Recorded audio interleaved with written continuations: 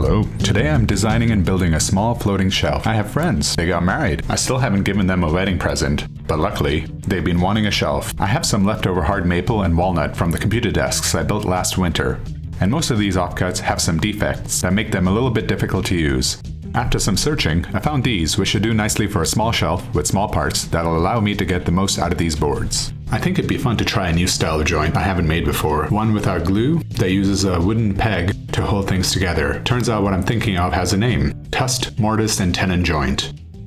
The design for this shelf is essentially just a plank of wood with two side brackets containing keyhole slots for the wall, mortise and tenon to a shelf with pegs as tusks. That makes about 5 parts in total. There's the shelf, 2 brackets, 2 pegs. A simple design I should be able to knock out quickly, but still allows for a little style and flair. The nice thing about starting with a joint is I can think about the main visuals I'm going for. I think it'll look really cool to have an oversized mortise and tenon with a peg through it, showing this mechanical fastening that's both stylish and functional. I think the tenon should have some chamfers to accentuate the slot.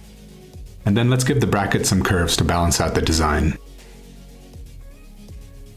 For wall mounting, I decide on keyhole slots because they hide the screws well by getting that floating shelf look, and they're easy to mount onto the wall with or without studs. Now that I have kind of the basic idea out, I'm going to start catting.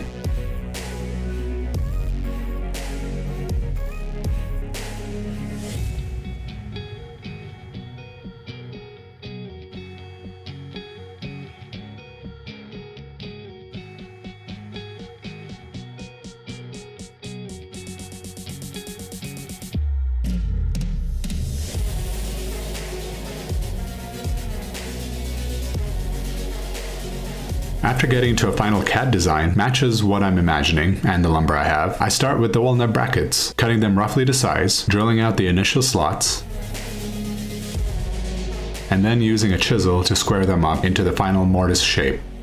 So the keyhole hangers have a bit of thickness to them, and I want the shelf to lay flush against the wall, so I'm going to recess them into the wood, but they just barely fit within the 3/4 thickness of the sides, so I made this jig to help precisely write out that recess. After a lot of filing and sanding, the mortises are more or less ready for their tenons.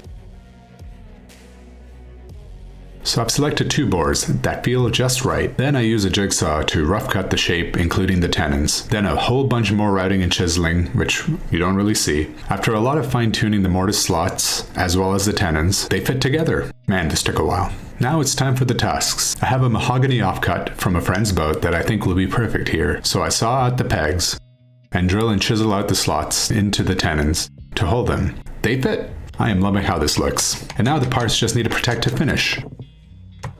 For the finish, I choose Wipe On Poly.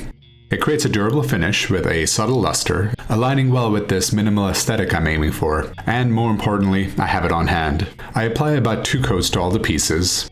On the second set of shelves, I tape off the mortise edges because otherwise the poly will add a thin layer that tightens the joints a bit too much. This results in spending extra time filing the slots for that perfect fit. Ask me how I know.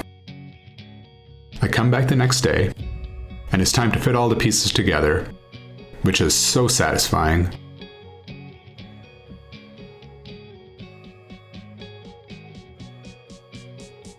And I can finally say that these shelves are officially done.